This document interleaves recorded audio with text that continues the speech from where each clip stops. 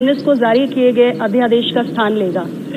सरकार का यह कदम पूर्णतया स्वागत योग्य है, क्योंकि इसके माध्यम से विवेकानंद तिवारी केस में 2017 में इलाहाबाद उच्च न्यायालय के जिस निर्णय के आधार पर सेंट्रल गवर्नमेंट के इंस्टीट्यूशंस में, एजुकेशनल इंस्टीट्यूशंस में आरक्षित वर्गों के पदों में कटौती हुई थी, उसमें पुनः सुधार होगा। क्योंकि इस बिल के माध्यम से जो पूर्ववर्ती 200 पॉइंट रोस्टर की व्यवस्था पहले चलती थी, वो पुनः बहाल होगी और इसके माध्यम से जो हमारे 7000 रिक्त पद हैं, उन पर भर्ती प्रक्रिया प्रारंभ होगी और देश भर के जो भी प्रतिभावान SC, ST और OBC वर्ग के और EWS सेक्शन के लोग हैं, उन सभी को इसके माध्यम से नए अवसर प्राप्त होंगे। सभापति महोदय, हम सब अवगत हैं कि हमारी 200 पॉइंट की रोस्टर व्यवस्था 1997 से कायम है और 2006 में HRD मंत्रालय ने जो UGC को निर्देश दिए वो यही थे कि 1997 का जो हमारा 200 पॉइंट रोस्टर सिस्टम है, उसके आधार पर ही आरक्षण नीति को लागू करना है। सारी समस्या तब उत्पन्न हुई जब इलाहाबाद उच्च न्यायालय ने 2017 के अंदर एक निर्णय दिया, जिसके अंतर्गत पुरानी 200 पॉइंट रोस्टर व्यवस्था को हटाकर 13 पॉइंट रोस्टर व्यवस्था को कायम करने का निर्णय किया गया, जिसके कारण UGC को भी अपनी गाइडलाइंस में परिवर्तन करना पड़ा और इन बदलती हुई गाइडलाइंस के अंतर्गत जो आरक्षित वर्गों के पद थे, उसमें भीषण कटौती हुई। अभी हमारे माननीय HRD मिनिस्टर साहब ने अपना वक्तव्य रखा और उन्होंने इस बात को बड़े विस्तार से बताया कि कैसे यदि 200 पॉइंट रोस्टर सिस्टम और 13 पॉइंट रोस्टर सिस्टम के तहत कुल पदों की संख्या समान होती है, उसके बाद भी जो हमारा 13 पॉइंट रोस्टर सिस्टम है, 200 पॉइंट रोस्टर सिस्टम के सापेक्ष उसकी तुलना में जो आरक्षित वर्गों के पद होते हैं, उसमें कटौती हो जाती है। मैं एक उदाहरण के जरिए इसको स्पष्ट करना चाहूंगी।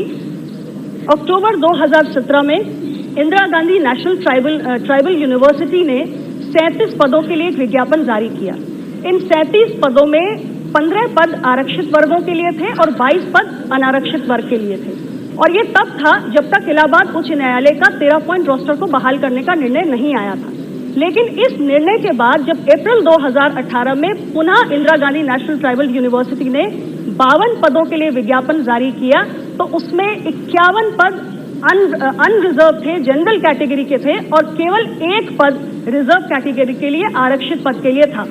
इससे बात स्पष्ट होती है कि दोनों रोस्टर सिस्टम से किस प्रकार 13 पॉइंट का रोस्टर सिस्टम जो है, वो न केवल सामाजिक न्याय की पूरी व्यवस्था के खिलाफ एक कुठाराघात है, बल्कि एक लंबे समय से जो हमारे SC, ST और OBC समाज के लोग संघर्ष कर रहे हैं कि सरकारी पदों में भी उनकी भागीदारी हो, उनको किस प्रकार ये नाउम्मीद करता है। मुझे प्रसन्नता है कि हमारी सरकार ने उचित समय पर अध्यादेश लाकर जो हमारे SC, ST, OBC कैटेगरी के लोग हैं, उनके साथ न्याय किया, उनके अधिकारों की रक्षा की, क्योंकि ये 13 पॉइंट रोस्टर की जो प्रणाली है, इसके अंदर एक ऐसी व्यवस्था है कि कोई भी पिछड़ी जाति का व्यक्ति केवल चौथी रिक्ति होने पर ही एलिजिबल होगा, एक अनुसूचित जाति का व्यक्ति केवल 7वीं रिक्ति होने पर एलिजिबल होगा और अगर अनुसूचित जनजाति का है, शेड्यूल ट्राइब का है, तो केवल 14वीं रिक्ति होने पर ही वो इसके लिए एलिजिबल होगा। और जो हमारी विभागवार रोस्टर व्यवस्था है 13 पॉइंट की, डिपार्टमेंट वाइज, उस डिपार्टमेंट वाइज व्यवस्था में जो हमारी जो वैकेंसीज होती हैं, उनकी संख्या इतनी कम होती है सभापति महोदय कि बाय द टाइम कोई SC, ST, OBC उसके लिए एलिजिबल होगा, तो तब तक उसके लिए कोई वैकेंसी ही नहीं बचेगी, यानी उसके लिए कोई नौकरी की संभावनाएं ही शेष नहीं रह जाएंगी।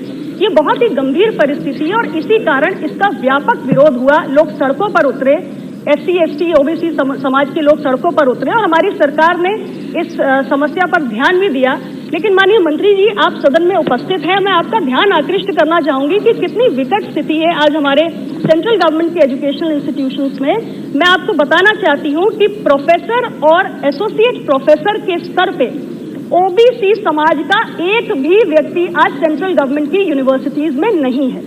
अगर मैं बात करूं हमारे SC, ST वर्ग की, तो सेंट्रल यूनिवर्सिटीज में प्रोफेसर के पद पर केवल 3% अनुसूचित जाति के लोग हैं और केवल 0.7% शेड्यूल ट्राइब के अनुसूचित जनजाति के लोग हैं।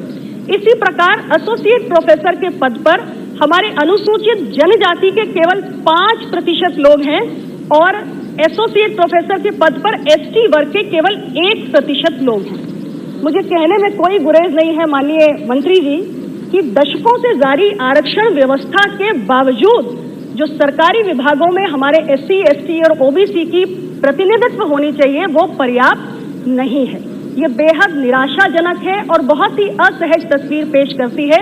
मैं ये नहीं कहती कि इन आंकड़ों के लिए आप जिम्मेदार हैं, क्योंकि आपने अभी अभी इस मंत्रालय का, इस अहम मंत्रालय का पद ग्रहण किया है, लेकिन मैं स्वयं पिछड़ी जाति से आती हूं और इस समाज की पीड़ा को आपके सामने रखना चाहती हूं और मैं आपसे उम्मीद करती हूं कि आपके यशस्वी नेतृत्व में जो हमारी सेंट्रल गवर्नमेंट यूनिवर्सिटीज हैं उसमें एसोसिएट प्रोफेसर, असिस्टेंट प्रोफेसर और प्रोफेसर के पद पे जो हमारे SC, ST और OBC समुदाय के लोग हैं उनकी भागीदारी बढ़नी चाहिए। ये एक बहुत बड़ा विषय है माननीय सभापति महोदय। मैं हमारे कांग्रेस के फ्लोर लीडर इस बात को विषय को रख रहे थे, मैं उनसे भी जरूर पूछना चाहूंगी कि आपने तो एक लंबे समय तक देश के अंदर राज किया है, आखिर ऐसी स्थिति क्यों है? कहीं ना कहीं आज जिन आंकड़ों का मैं जिक्र कर रही हूं उसके लिए आप जिम्मेदार हैं, क्योंकि आपने कभी यह प्रयास नहीं किया, ईमानदार प्रयास नहीं किया कि सेंट्रल गवर्नमेंट यूनिवर्सिटीज में जो हमारी marginalised section of the society है, जो हमारे कमजोर तबके हैं, उनकी टीचिंग फैकल्टी में जो प्रतिनिधित्व है वो बढ़नी चाहिए। आज देश की स्थितियां ये हैं कि बैकलॉग की जो वैकेंसीज है उनकी संख्या SC, ST, OBC backlog vacancies की संख्या 28,713 है। ये बहुत बड़ा आंकड़ा है, ये छोटा मोटा आंकड़ा नहीं है। ये इतना बड़ा आंकड़ा कब हो गया? इतने वर्षों में हो गया, और इतने वर्षों में इस आंकड़े को कम करने के लिए सरकार ने कुछ क्यों नहीं किया? ये सवाल तो सबसे पहले कांग्रेस पार्टी को जाता है, आपने सबसे ज्यादा समय तक राज किया है। क्यों नहीं इस आंकड़े को कम करने की कोशिश की गई? क्या कोई स्पेशल रिक्रूटमेंट ड्राइव चलाई गई? और अगर चलाई गई तो वो कितनी इफेक्टिव थी? क्या उसको ईमानदारी से चलाया गया, या वो स्पेशल रिक्रूटमेंट ड्राइव सिर्फ एक औपचारिकता थी SC, ST, OBC को ठगने के लिए? इसलिए ये बैकलॉग का जो फिगर है 28,713 है। आज देश के प्रधानमंत्री स्वयं पिछड़ी जाति से आते हैं और इसलिए जो देश का वंचित तबका है उसकी उम्मीदें ज्यादा हैं, उसे लगता है कि हमारे साथ न्याय होगा। और मैं माननीय मंत्री जी से आग्रह करना चाहती हूं कि आपके नेतृत्व में यह संभव हो, हमारा प्रतिनिधित्व बढ़े, कमजोर वर्गों की आर्थिक, सामाजिक और शैक्षणिक दशा को सुधारने के लिए अभी भी और ठोस और ईमानदार प्रयास करने की आवश्यकता है। मुझे मेरी सरकार से पूरी उम्मीद है। मैं अपनी पार्टी, अपना दल की ओर से पुनः सरकार का अभिनंदन करती हूँ, माननीय मंत्री जी का अभिनंदन करती हूँ, लेकिन जरूर कहना चाहूंगी अंत में कि हाशिए पर पड़े हुए समाज को सही मायनों में न्याय दिलाने के लिए अभी मीलों लंबा सफर तय करना बाकी है। बहुत बहुत धन्यवाद। Thank you very much.